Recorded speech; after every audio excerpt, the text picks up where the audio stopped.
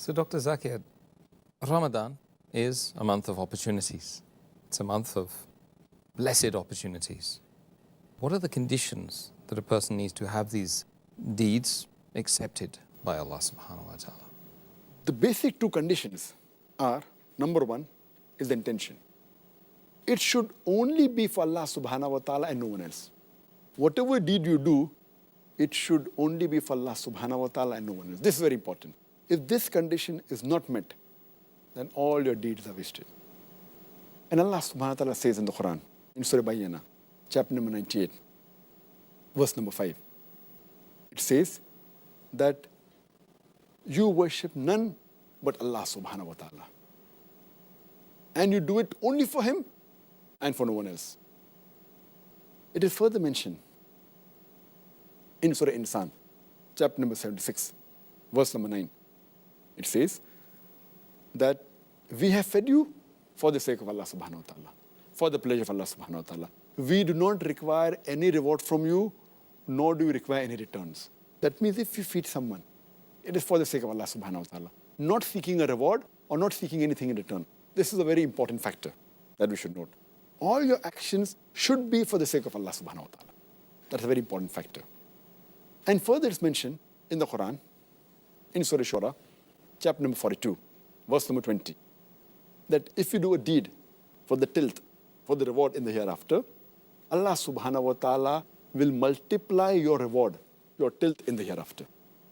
And if you do a deed or any action for a reward in this world, Allah will give you the reward in this world, but you'll have no share in the hereafter.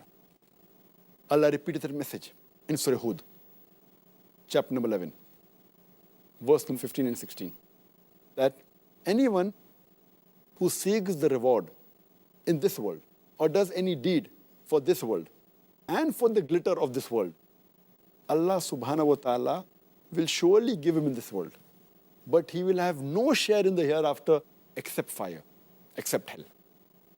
And all his deeds will not be useful in the hereafter. So therefore, whatever we do should be for Allah subhanahu wa ta'ala. And the second caliph of Islam, Hazrat Umar, may Allah be pleased with him, it's mentioned in Sahih Bukhari, volume number 1, hadith number 1, Hazrat Umar, may Allah be pleased with him, he said that the beloved Prophet Muhammad said, Innamal amala binniya, which means your deeds are judged on your intention. And the Prophet further said that all your actions are based on your intention. And anyone who has migrated for Allah and His Rasul, he has migrated for Allah and His Rasul.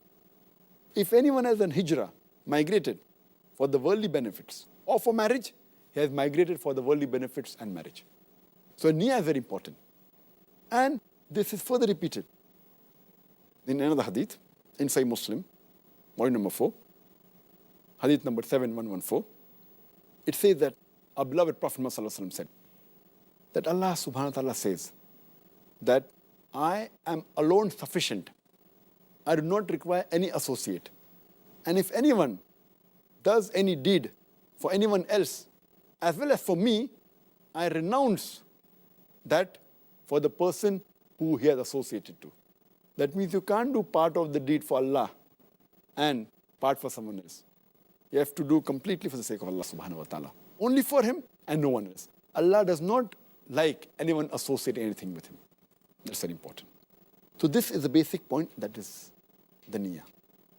The second point to be noted for our deed to be acceptable is that our deed should be based on the Sharia.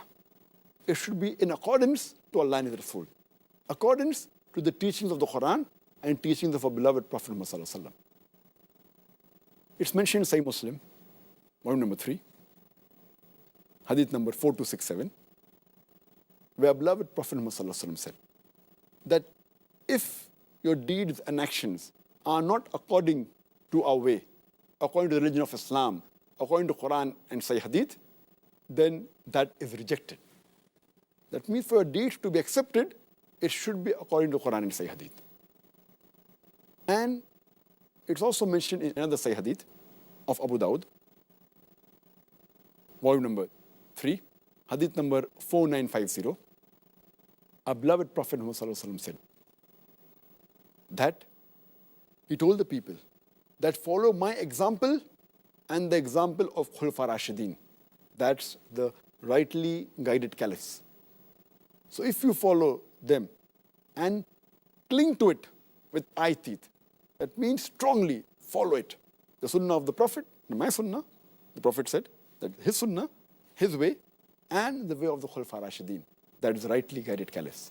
So for a deed to be accepted, a niyyah should be only for Allah subhanahu wa ta'ala, and it should be according to the Sharia, Quran and Sahih Hadith. Subhanallah.